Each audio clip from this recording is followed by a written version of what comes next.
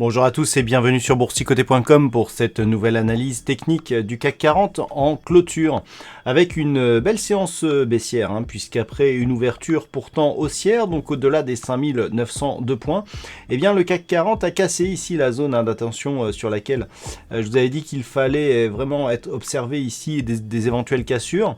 Bon bah là la cassure on a vraiment fait mouche puisqu'on a cassé les 5902, les 5883 points. Et puis on s'est enfoncé comme ça, suite donc à une intervention de Donald Trump concernant encore une fois la fameuse guerre commerciale avec la Chine. Donc eh bien ces déclarations ont provoqué un beau retournement de marché et on a une configuration pour laquelle j'avais évoqué un scénario possible avec donc un CAC 40 qui clôture ici proche de la zone de support des 5078 points puisque à 5786 points 74, eh bien le CAC 40 perd 2,01% par rapport à la clôture de la séance précédente. Donc il s'agit d'une belle séance de retournement. Du point de vue des indicateurs techniques, nous sommes dans une configuration donc qui est confirmée à la baisse, toujours donc dans une trajectoire de sortie de la zone de surachat pour le RSI avec des histogrammes du MACD qui continuent à évoluer d'une manière baissière et des volumes largement supérieurs à la moyenne. C'est dire donc qu'il y a une conviction sur ce mouvement baissier qui clôture donc à l'extérieur des bandes de Bollinger, sous la bande de Bollinger inférieure. Et donc nous avions ici en cas de cassure de cette zone ici de retracement et de cette zone-ci, eh bien un premier objectif qui se situait ici sur la zone des 5778 points, puisque en cas de cassure du retracement à 38,2% de Fibonacci, eh bien, on avait un objectif de retour sur ce niveau qui était dans la zone 50-61,8. Et c'est quasiment sur ce point, on voit que c'est beau l'analyse technique, eh bien que le point bas est venu se loger, puisqu'on a un point bas aujourd'hui à 5781,03 pour une zone de support à 5778. Donc à 3 points près, on peut dire qu'on est dans l'épaisseur du trait, surtout que cette zone de support correspondait ici à un gap qui avait été ouvert au début du mois de novembre. Eh bien on est venu clôturer à l'intérieur même de ce gap. C'est ce qui montre que vraiment techniquement, on ne peut pas dire que ce soit vraiment au hasard tout à fait cette configuration.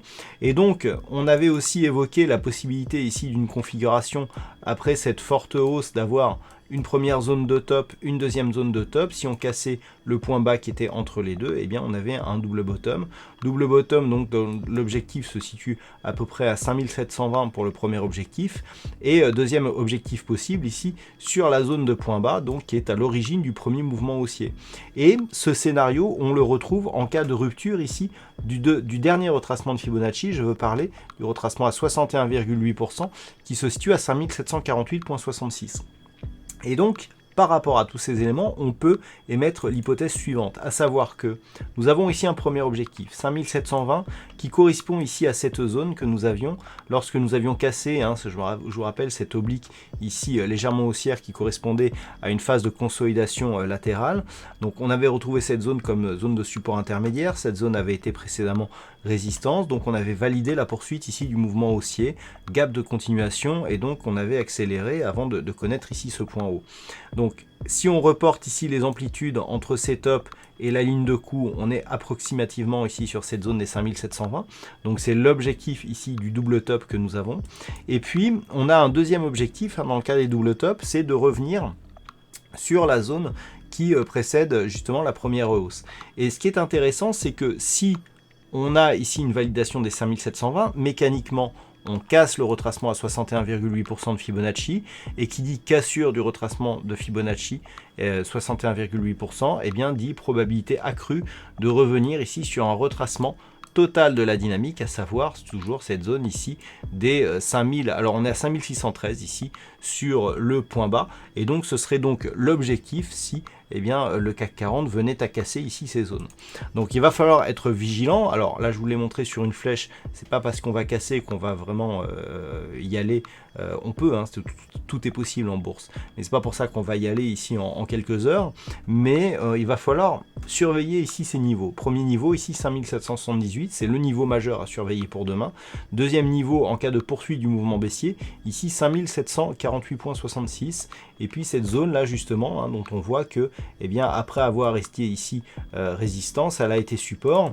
Et donc si on s'écarte, eh bien cette zone elle correspondait à une configuration moyen terme que nous avions avec ici donc cette phase de hausse, hein, du premier début de l'année 2019, phase de consolidation ici horizontale et sortie qui validait donc une poursuite du mouvement. D'un point de vue moyen terme, si on a ici cette sortie et que les cours restent ici sur cette ancienne résistance qui pourra agir comme support, on reste d'un point de vue moyen terme dans la poursuite ici de ce mouvement haussier. Par contre, s'il y a une réintégration trop rapide, là on risque de repartir ici dans une zone de range.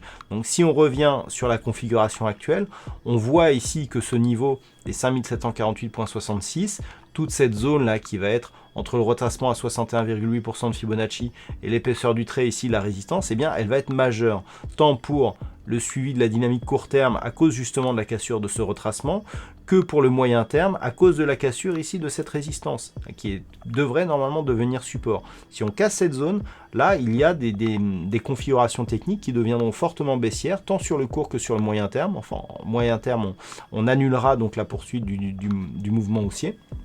Et donc ça changera énormément de modèles pour cette fin d'année. Donc c'est vraiment les niveaux ici à surveiller, sachant que par rapport justement à la forte baisse qui a été enregistrée aujourd'hui, on peut connaître demain un rebond technique qui nous permettra au moins une réintégration de la bande de Bollinger. Mais ce n'est pas la probabilité comme nous allons le voir.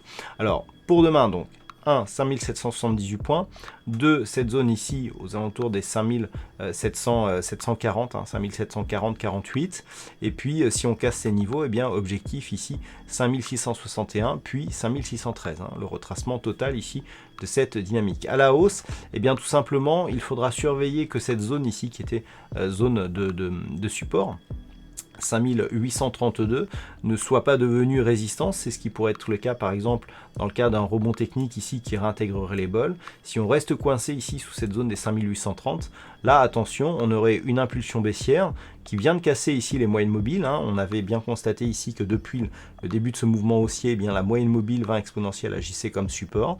Là elle n'a plus du tout agi. Si désormais ici on retrouve cette moyenne mobile, hein, qui va évoluer de cette manière, et que l'on remonte un petit peu et que cette moyenne mobile elle devient résistance, et bien là cela montrera que nous sommes passés dans une dynamique baissière avec des risques donc de poursuite ultérieure. Voilà donc ce que l'on peut dire sur la configuration actuelle pour l'analyse de demain. Alors, d'un point de vue statistique, l'évolution statistique nous montre que pour demain, effectivement, on a une bonne probabilité, assez intéressante d'ailleurs, plutôt à la hausse. Hein, c'est-à-dire on plaide plutôt pour un rebond technique, mais avec un potentiel assez... enfin, le potentiel est intéressant, mais avec beaucoup de drawdown possibles. Je m'explique. On a une probabilité qui est intéressante. Alors on n'a pas un grand nombre d'occurrences, donc attention à ne pas surpondérer ici cette statistique, mais cette statistique nous montre que on a de bonnes probabilités de remonter, mais avec un fort drawdown. Ça veut dire qu'on risque encore d'enfoncer les niveaux de quelques dizaines de points, voire même pas loin d'une centaine de points, avant de remonter. Donc c'est dire ici que, en tout cas, les probabilités nous donnent une bonne chance d'avoir ici une grosse volatilité pour demain. Donc c'est ce que l'on attend.